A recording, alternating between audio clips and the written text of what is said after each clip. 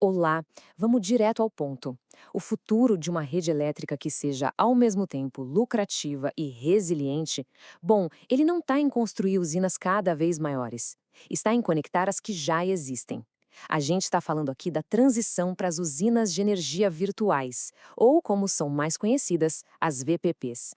Então, qual é o nosso roteiro para hoje? A gente começa definindo esse futuro com as usinas virtuais, depois vamos dar uma olhada nos desafios do modelo que a gente tem hoje, entender na prática como uma VPP funciona e aí sim mergulhar nos benefícios, nas barreiras e no potencial gigantesco que vem por aí com os carros elétricos. Vamos lá. A ideia central aqui é simples, mas ao mesmo tempo muito poderosa. A resposta para os desafios de energia que a gente enfrenta hoje não é só construir mais infraestrutura, mas sim uma infraestrutura mais inteligente. Ou seja, um sistema que é distribuído, conectado em rede e otimizado por software. É exatamente esse o caso de negócios que a gente vai construir ao longo dessa análise. A ideia aqui é mostrar como esse modelo de energia distribuída, com as VPPs no centro de tudo, não é só uma melhoria.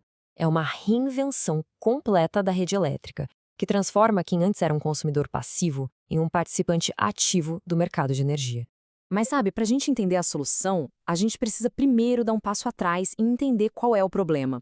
O nosso modelo atual de redes centralizadas serviu muito bem por um século, mas ele está começando a mostrar suas fraquezas diante das mudanças climáticas, do aumento da demanda e da necessidade de integrar fontes renováveis. E esse slide aqui mostra bem a diferença. De um lado, o modelo centralizado, algumas poucas e enormes usinas mandando energia numa única direção. Isso cria um sistema com pontos de falha bem claros. Do outro lado, o modelo distribuído. Milhares de pequenos pontos gerando e recebendo energia com fluxo que vai e volta. Isso cria uma rede com redundância e muito, mas muito mais robusta. Olha, e essa citação que foi dita sobre uma usina solar gigante em Nova York é perfeita para a gente entender isso. Mesmo um projeto novinho em folha e gigantesco pode ser baseado numa filosofia antiga. Construir uma usina solar imensa ainda é pensar de forma centralizada. É ignorar todo o potencial da geração distribuída. E as consequências disso? Bom, a gente vê na prática. Já vimos apagões em cidades enormes durante ondas de calor e interrupções que afetaram milhões depois de furacões e tempestades. Essa dependência de poucas e grandes usinas é um risco operacional que, sinceramente, não dá mais para ignorar. Então, vamos sair do problema e ir para a solução. Afinal, o que é exatamente uma usina de energia virtual? Em vez de uma definição super técnica, a melhor maneira de entender isso é com uma analogia bem simples e prática. Imagina comigo 3 bairros. O primeiro é aquele bairro tradicional que depende 100% da rede, daquela energia que vem de uma usina lá longe. O segundo bairro já tem algumas casas com painéis solares e baterias, mas cada uma funciona por conta própria. E aí temos o terceiro bairro, o mais avançado. Todas as casas têm painéis e baterias, e o mais importante, elas estão todas conectadas numa rede inteligente. Ok, agora vamos imaginar o seguinte cenário. A linha de transmissão principal que abastece esses 3 bairros simplesmente cai. Uma falha geral. O que será que acontece em cada um deles? A resposta para essa pergunta revela a diferença crucial entre ser resiliente e ser vulnerável. Para o bairro 1, não tem nem o que pensar. O resultado é imediato e total. Um blackout completo. Sem a conexão com a usina, não tem energia. Ponto final. É o modelo tradicional na sua forma mais frágil. Já no bairro 2, a situação é um pouco diferente. As casas que têm seus próprios sistemas de bateria, beleza, elas continuam com luz, mas o resto do bairro fica no escuro.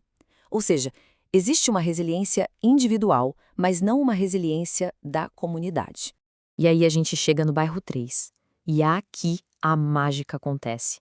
Como todas as baterias estão em rede, a concessionária consegue juntar a energia de todas elas. O bairro não só fica totalmente aceso, como ainda tem energia de sobra para exportar e ajudar a restabelecer energia nos outros bairros. Na prática, ele se tornou uma usina de energia que pode ser ligada a qualquer momento. E essa capacidade de virar uma usina sob demanda nos leva direto ao ponto principal. O que a concessionária ganha com isso? Como essa resiliência toda se traduz em valor, em dinheiro e em eficiência operacional para uma empresa de energia?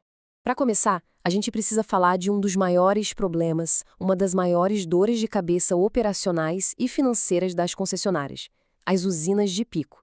Elas são aquela solução cara e poluente que é ligada para dar conta dos picos de demanda. Elas rodam só por algumas horas, mas tem um custo absurdo e gera uma quantidade enorme de emissões. Aí que entra a VPP. Ela pode simplesmente substituir a necessidade dessas usinas. Olha só essa comparação. Uma VPP na Califórnia, juntando a energia de 6.000 casas, consegue gerar 20 megawatts. Isso é quase a mesma capacidade daquela usina solar gigante de Nova York. A VPP entrega potência de larga escala, mas com uma flexibilidade infinitamente maior. Então, resumindo, os benefícios são enormes e para todo mundo. A concessionária economiza e reduz emissões ao não precisar das usinas de pico. Os donos das casas ganham dinheiro pela energia que fornecem, o que é um baita incentivo para participar. E o mais importante de tudo, a concessionária transforma milhares de pontos de energia espalhados em um único ativo que ela pode controlar e despachar quando precisar. Mas claro, nem tudo são flores. Essa transição não acontece da noite para o dia. É fundamental a gente reconhecer que existem barreiras, tanto de investimento quanto de regulação, para modernizar a rede, que é a base para ter uma infraestrutura de VPP que funcione de verdade. Essa citação aqui resume perfeitamente o problema central. A nossa infraestrutura, do jeito que ela é hoje, simplesmente não foi feita para a energia ir e voltar. Ela foi projetada para um fluxo de mão única. E os obstáculos não são pequenos, não. A gente está falando de investimentos pesados para atualizar transformadores, subestações, linhas de transmissão. Para quem tem casa, o custo inicial para instalar painéis e baterias é alto, então precisa ter incentivo. E claro, tudo isso exige uma colaboração muito alinhada entre governos, agências reguladoras e as próprias concessionárias. Mas se a gente olhar para o futuro, tem um fator gigante chegando que torna esse investimento em modernização não só estratégico, mas inevitável. E isso nos leva à próxima grande fronteira da capacidade da nossa rede.